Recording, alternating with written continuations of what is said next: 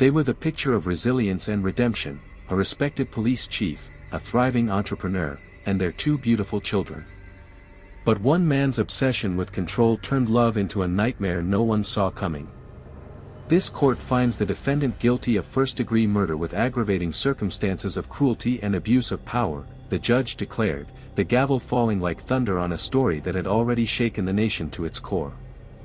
From the outside, Darnell Royce was everything a small Georgia town could hope for in a leader, disciplined, decorated, and deeply devoted to his family. His wife, Katrina, was equally admired, a savvy businesswoman with grace and grit, whose strength was only matched by her love for her children. Together, they seemed unstoppable.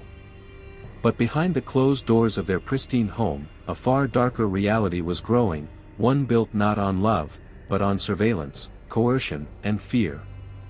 Because what do you do when the man who's supposed to protect you begins to control every part of your life? When his uniform becomes a mask for manipulation, and his badge no longer stands for justice but domination? This is the story of a family's descent into terror, of a wife and children caught in the grip of a man unraveling beneath the weight of secrets, pride, and a need to possess. How does a father go from protector to predator? What happens when the very person sworn to safeguard you becomes the one you fear the most? Before we dive into this harrowing case, like this video and subscribe for more true stories where trust is shattered and darkness hides behind the badge. Katrina Doucette had the kind of glow that couldn't be faked, earned, not given. She was a walking testimony of grit and grace, a self-made woman who rose from struggle with fire in her bones and vision in her heart. In Columbia, South Carolina, her name was synonymous with hustle. Her natural haircare brand was more than a business, it was a movement. Katrina had become a voice for women who'd been silenced, a symbol of independence and second chances. But her most cherished title wasn't CEO. It was Mama. Lanaya and Kale, her radiant, curious twins, were her reason for everything. She'd fought for them through sleepless nights, court battles, and silent heartbreak. Because before the success and the spotlight, Katrina had survived something much harder, a marriage that slowly strangled her light. Darnell Eubanks wore his uniform like armor. To the outside world, he was a model of black excellence, a police chief with a clean record, polished image, and a story of triumph over adversity. He was articulate, sharply dressed, and knew how to command a room. The media loved him. The city officials trusted him. But Katrina knew better. She'd lived with the man behind the badge. The Darnell who needed to control every aspect of her life. The Darnell who tracked her spending, interrogated her about phone calls, and reminded her often that he was the reason she had anything at all. He didn't hit. No bruises. No hospital visits. But emotional warfare. He was a master. Gaslighting, guilt-tripping, veiled threats. It was all there, quiet but suffocating.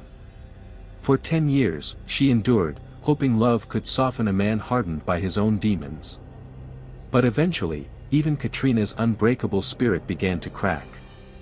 And when she finally left him, papers served, custody won, soul intact, Darnell didn't just lose a wife. He lost control. And that, for him, was unforgivable. Then came Royce Merriweather. Soft-spoken, steady, and good in the kind of way that didn't have to be announced. A middle school counselor with kind eyes and calloused hands, Royce saw Katrina not as a woman to possess, but a woman to cherish. He didn't flinch at her wounds or compete with her strength. He showed up for the twins, too, not out of obligation, but with sincerity. Slowly, a new kind of peace settled into Katrina's home. Laughter came easier. Sleep returned. She began to believe, for the first time in years, that maybe the worst was behind her. But peace, to Darnell, was betrayal. Watching from the sidelines, he saw the life he used to control now blooming without him. And that made his blood boil.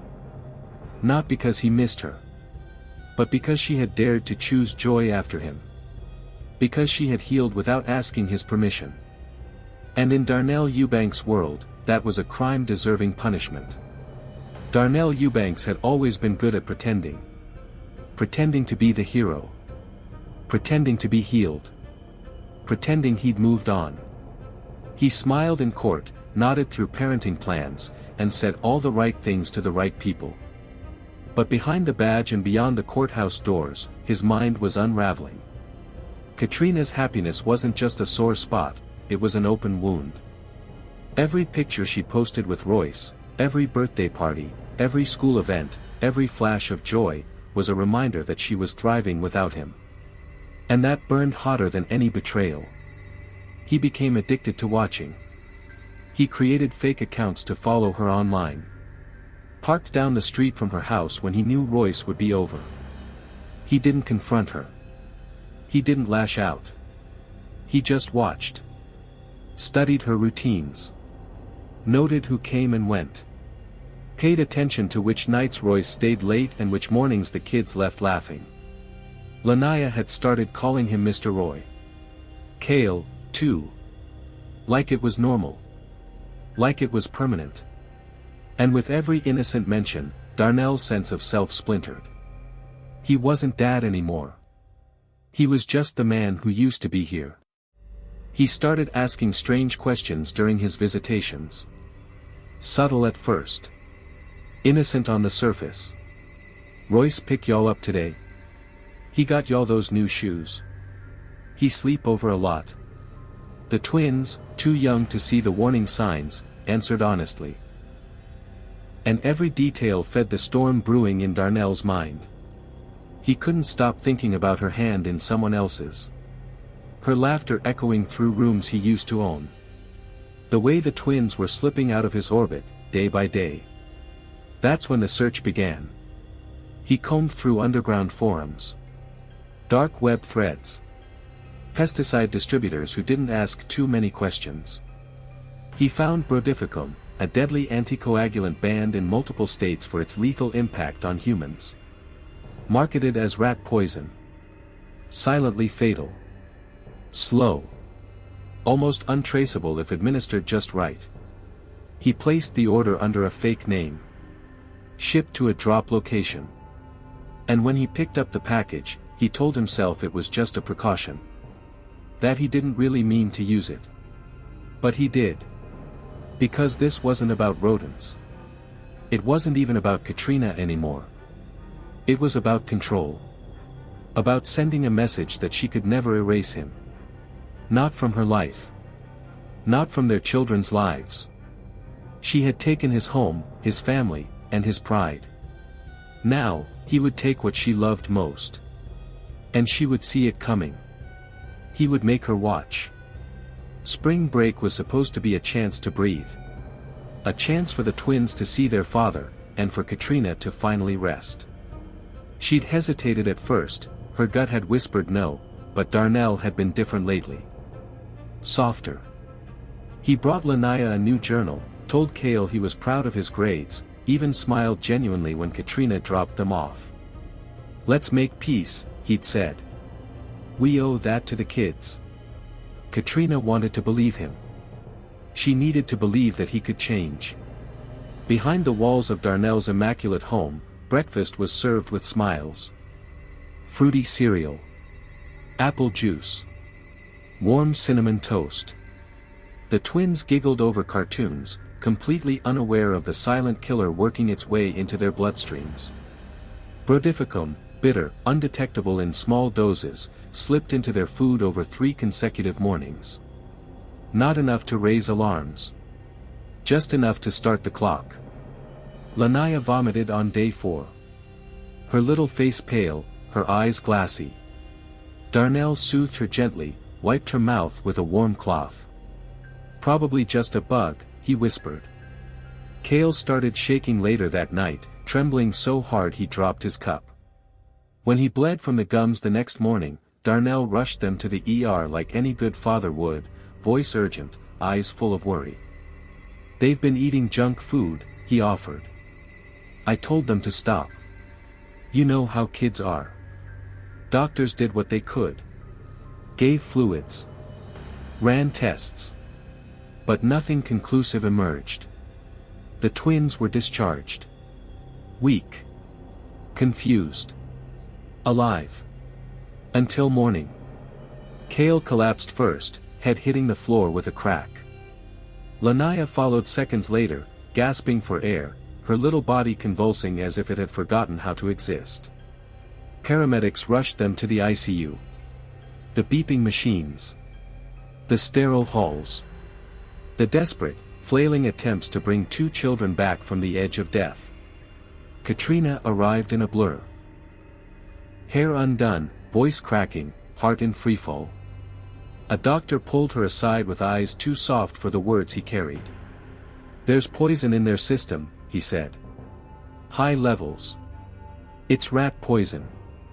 We're doing everything we can." Katrina didn't scream at first. She just stopped. Stopped blinking. Stopped breathing. Then came the collapse, her knees giving out beneath her as she dropped to the floor and let out a howl that shattered the air around her. "No, no, no." She sobbed, pounding the cold tiles with her fists. "Wake up. Please, wake up." And then the question, over and over, as if the answer could undo it all. Who did this to my babies? It was no longer a mystery, it was a crime scene. A mandatory toxicology report was filed, and the system that once protected Darnell Eubanks began to turn on him. The hospital's alert triggered a state investigation, and for the first time in years, Darnell wasn't calling the shots. He wasn't the one in control. Detectives swept his home. They weren't just looking, they knew what they were looking for. In the garage, behind a locked storage cabinet, they found a cereal box identical to the one the twins ate from, its contents tainted with microscopic traces of burdificum. Next to it, 2 open packets of banned rat poison, wrapped in a plastic bag marked garage use. Darnell hadn't even tried to cover it well. As if he believed no one would dare question him. As if he thought his badge made him untouchable. Surveillance footage sealed his fate. Weeks before spring break, he'd been caught on camera at a local agricultural supply store, paying cash for the poison. He wore sunglasses, kept his head low. But it was him. The timestamp matched. The clerk remembered him. The paper trail didn't lie. They came for him on a Wednesday morning. He was in uniform, sipping coffee in his office, preparing for a staff meeting. When the arresting officers arrived, they didn't knock. They didn't warn. "Chief Darnell Eubanks, you're under arrest for attempted murder." The room froze. Officers stared in disbelief as their leader, once revered, once feared, stood slowly, placed his coffee down, and turned to face them. No questions. No arguments. He simply extended his hands, let them cuff him, and stared blankly ahead like the walls around him weren't collapsing. At the hospital, Lanaya and Cale were fighting for their lives. Oxygen tubes. Dialysis.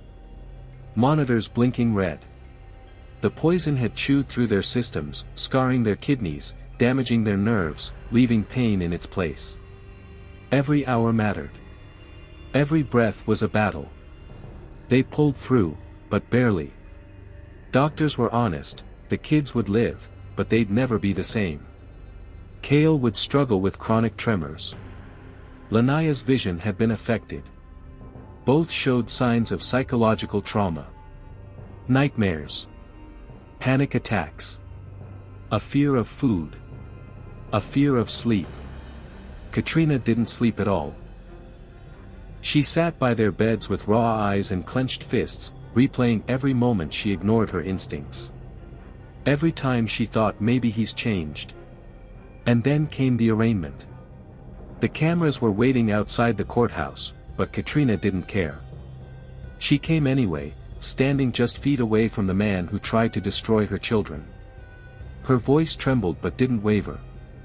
"He tried to kill my babies because I stopped loving him." She shouted through tears, as deputies held her back. "He couldn't control me, so he tried to kill them." The courtroom held its breath. Darnell didn't flinch. Didn't look at her. But the truth was no longer his to hide. It was out now. For everyone to see. The story spread like wildfire. A decorated police chief, poisoning his own children. The nation was stunned. News anchors led with it. Podcasts dissected every angle. How does a man sworn to protect go so far off the rails? Talk shows turned it into theater, speculating about mental illness, emotional abuse, narcissistic collapse. Some painted him as a broken man. Others saw nothing but a predator with a badge. Everywhere, the same question echoed, why would he do it? And then came the real explosion, the voicemails. Released as part of Discovery, Katrina's phone records revealed months of veiled threats. Late-night messages filled with venom masked as concern. In one of the most chilling recordings, Darnell's voice was low, steady, and eerily calm. You think you can take my family and walk away clean? You got another thing coming. That single message looped on every major network. It played on YouTube reaction channels. It played in classrooms, barbershops, and city council meetings. People listened with their mouths open. The man who once led community cleanups, read to elementary schoolers, and gave graduation speeches, was now the voice of menace. The backlash was swift. Neighbors who once waved at him from porches now avoided eye contact. Community leaders issued public statements condemning his actions, distancing themselves. His face, once painted on city banners, was removed overnight. But not everyone turned away. A toxic chorus emerged online, strangers accusing Katrina of provoking him. Comment sections filled with hate. What did she do to make him snap? Another bitter baby mama weaponizing the courts. Even some who once called her a friend began to suggest maybe she should have handled things differently. Maybe she pushed him too far. Katrina refused to be silenced. She released her own statement, filmed from the hospital room where Lanaya still slept under oxygen. Her eyes were swollen. Her voice hoarse. I didn't poison my children. He did. I left to save myself. And he tried to punish me by breaking the only things I live for. Don't twist that. Don't you dare twist that. Investigators kept digging. Former colleagues came forward, anonymously at first, recalling times Darnell joked about snapping if Katrina paraded another man in front of his children. One neighbor admitted hearing him shout late into the night, months ago, something about nobody raising his kids but him. Everything began to fall into place. Darnell Eubanks wasn't a man who snapped. He was a man who plotted. Who planned. Who seethed beneath the surface until it boiled over, and nearly cost 2 innocent children their lives. And now the world was watching, waiting to see if justice would finally come for the man who spent a lifetime believing he was above it. The trial was a spectacle, one that had the nation watching with bated breath. It was a chilling and tragic courtroom drama where the victims, Katrina's children, were never physically present, but their suffering was felt in every witness statement, every piece of evidence, every quiet sob from the gallery. It was a case where the perpetrator's mask of heroism had long since crumbled, revealing the true monster lurking beneath. The prosecution wasted no time dismantling Darnell's carefully curated image as a public servant. They laid out a detailed timeline, one that exposed the full extent of his manipulation and obsession.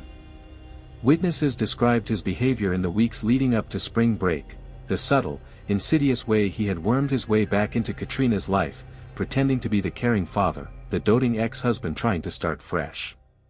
His charm, once an asset, had been weaponized against the very people who trusted him the most. Then came the forensic evidence, every step of his poison plot unraveled methodically. Investigators showed how he purchased large quantities of brodifacoum, under the guise of dealing with a rodent infestation at his home. They showed video footage of him in a local hardware store, discreetly picking up the rat poison with no one the wiser. His calm demeanor in those moments, the quiet satisfaction of a man planning his revenge, was captured forever on camera. Forensic experts testified about the poison itself, how it could have gone undetected for days, how Darnell had carefully calculated the dosage, making sure it would cause suffering but not immediate death. He had known the symptoms it would cause, how the children would feel weak, nauseous, their bodies growing more and more fragile by the hour.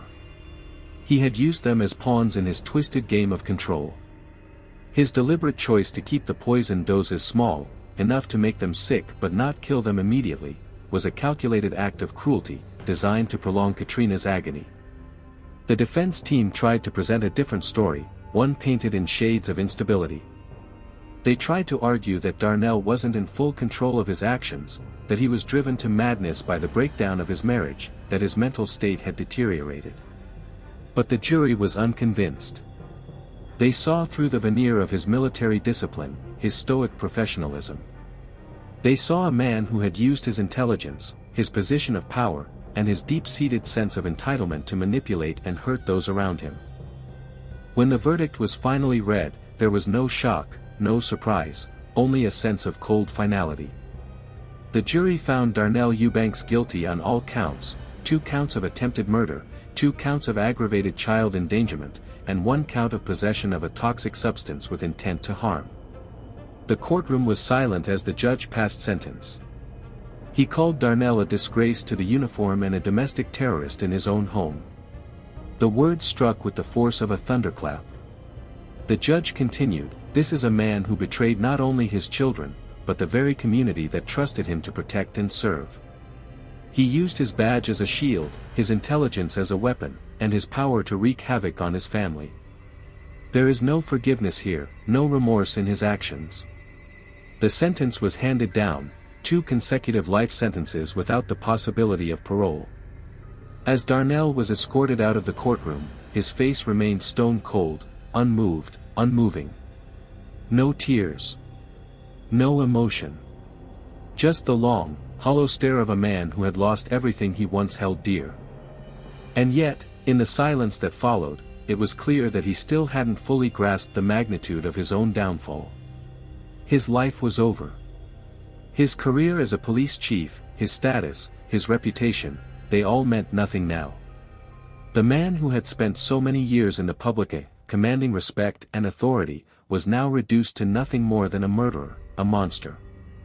Outside the courthouse, Katrina stood strong, her children still fighting for their lives, but alive. Her voice was steady as she spoke to the reporters who had gathered, the weight of her grief and fury clear in her words. "This is not a victory. This is justice. My children are broken, but they are alive. And he'll never hurt anyone again."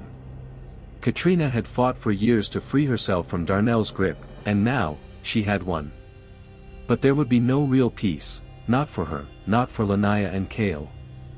Their lives would never return to normal. The scars they carried would never truly heal.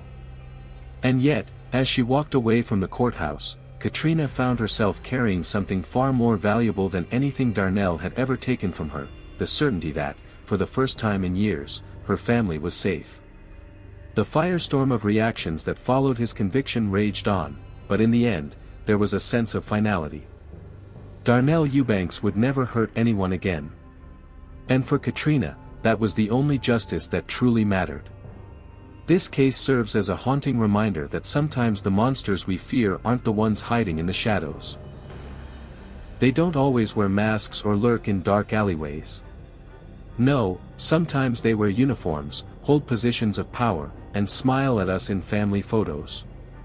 Darnell Eubanks, with his badge of honor and his reputation as a pillar of the community, turned the very concept of love into something grotesque, a weapon of control, manipulation, and ultimately, destruction.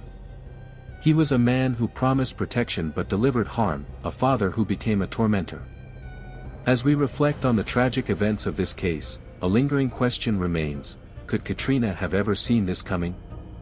How do we protect the people we love when the danger lies in the hands of someone we once trusted with everything? It's a sobering reality that not all threats are obvious. The very people we trust the most could be hiding dark, sinister sides, and sometimes, it's impossible to see those sides until it's too late. This case, though resolved in a court of law, leaves behind more questions than answers. How do we navigate relationships when the line between love and control is so blurred? How can we ensure that the people we care about, especially children, are never caught in such a horrific web of deceit and malice? These are questions that don't have simple answers, but they are questions we must ask ourselves, over and over again, in order to protect those we hold dear. If this story has left you shaken, unsettled, and questioning the things you thought you knew about love and trust, like and subscribe for more chilling tales. We will continue to explore the darkest corners of human nature, stories of betrayal, manipulation, and the lies we tell ourselves to survive. Stay with us as we unravel more of these heartbreaking, mind-bending narratives.